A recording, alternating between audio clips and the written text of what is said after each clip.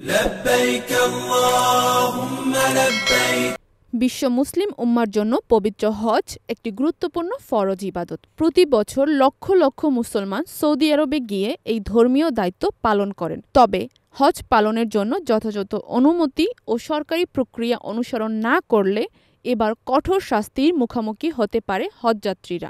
Saudi আরবের স্বরাষ্ট্র মন্ত্রণালয় জানিয়েছে, অনুমতি ছাড়া কেউ হজ পালনের চেষ্টা করলে তাকে ২০,০০০ সৌদি রিয়াল অর্থাৎ বাংলাদেশি টাকায় প্রায় ৬.৫ লক্ষ টাকা জরিমানা করা হবে। শুধু তাই নয়, যদি কেউ অনুমতি ছাড়া হজ পালনে অন্য কাউকে সহায়তা করে, যেমন পরিবহন, আবাসন বা হজ এলাকায় প্রবেশে সহায়তা করে, তাহলে তাকে ১,০০,০০০ রিয়াল অর্থাৎ প্রায় ৩২.৫ লাখ টাকা পর্যন্ত জরিমানা করা হতে পারে।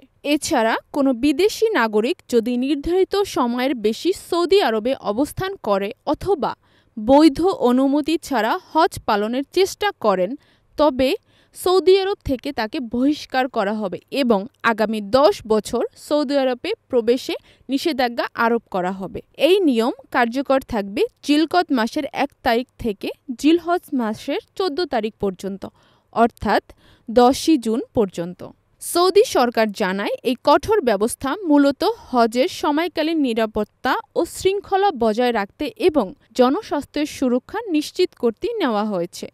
প্রতি বছর হজের সময় বড় ধরনের সমাগম ঘটে, সেখানে সবার নিরাপত্তা নিশ্চিত করাই মূল লক্ষ্য। বাংলাদেশের ধর্ম মন্ত্রণালয়ও এ বিষয়ে সতর্কতা জারি করেছে। তারা বলেছে, হজে যেতে ইচ্ছুক প্রতিটি মুসলমানকে অবশ্যই সরকারি অনুমতি ও নিবন্ধন প্রক্রিয়া অনুসরণ করতে হবে। এটি শুধু আইনি বাধ্যবাধকতা নয়, বরং ইসলামের নির্দেশনার প্রতিও সম্মান প্রদর্শন। অনুমতি ছাড়া হজে যাওয়ার চেষ্টা করলে তা ব্যক্তি এবং সমষ্টিগতভাবে বিপজ্জনক হতে পারে। সবশেষে মন্ত্রণালয় সবাইকে অনুরোধ জানিয়েছে, সুস্থ ও নিরাপদ শৃঙ্খল হজ পালনের লক্ষ্যে সরকার নির্ধারিত নিয়ম মেনে চলেই একজন সচেতন মুসলমানের দায়িত্ব।